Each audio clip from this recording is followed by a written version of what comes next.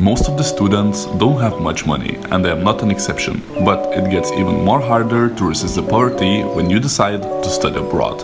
I came to Korea as an exchange student, and when I came there, I realized I was poor as fuck. First of all, what I did, I asked my exchange students and other international people who live in Korea, how do they survive in Korea? And one guy from Ghana gave me a good advice where I could find a job, but it was well paid, but it's illegal. This job was called tekbe, which means you have to work in the fucking huge post office.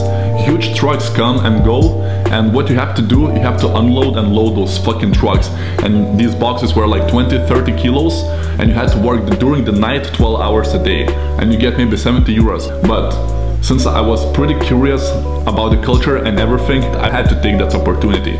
If the immigration office catches you that you work illegally as an exchange student, firstly you would get $1,000 fine and you would get a warning.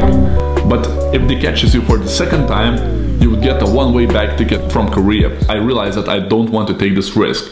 So I tried to find my legal ways. I took a look on the internet and I found some job advertisements. It was something about sales department and about telecommunications company. Luckily, I started to work in that company. And there's where all the fun started to begin. Every Friday after the job ends, our boss would take us and all my colleagues to the hweshik. And hweshik in Korean means that it's like a dinner with your colleagues, but as well it includes a drinking. And once I could clearly remember, as you can see in this video, our boss, he mixed maybe 10 different things, soju, megju, and I think wine or something.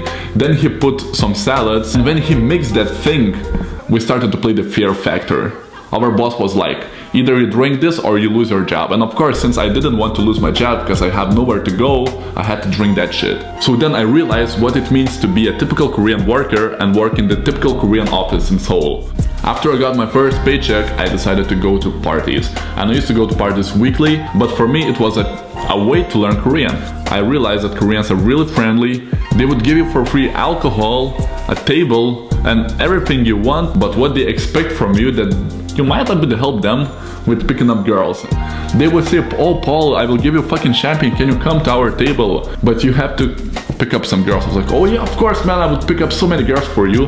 And then I take like 3 girls to that table. I asked that girl, so what do you think about my friend, which is over there? But I think she had more interest in me, not in this guy. There was a very interesting person who used to come once in a month to those clubs, and that guy was fucking rich. He had always maybe at least 10 security guards around him when he goes to the club, and he used to give and throw the fucking money to the air, and I used to got maybe, I don't know, $400. I would just like pick up that from the air, and so many people were fighting for those money. He was kind of local famous guy who just goes to the clubs, and his nickname was Eminem, and every time he comes, the DJ plays Eminem songs. When I heard that song, I was like, oh damn, this guy came. I have to go downstairs to the EDM floor and I have to pick up that money. So after he saw me maybe 5 or 6 times, he said, oh, I remember you. And he said, okay, come to my table. So all the security guards were like kinda made a small entrance for me. So I came to his table and we were only 2 people on his table, me and him. At this point on social media, I had an image of a rich person going to parties and having fun. But in reality, I was same poor as fuck. So during my stay in Korea, I experienced so many things. The Kim Jong-un was throwing the missiles and rockets over to Japan and everywhere, but nobody gave a shit. Experienced how my university was burning. Experienced friendships, love, everything that I could experience in 1 year. So I guess it changed me so much and I really want to come back there again.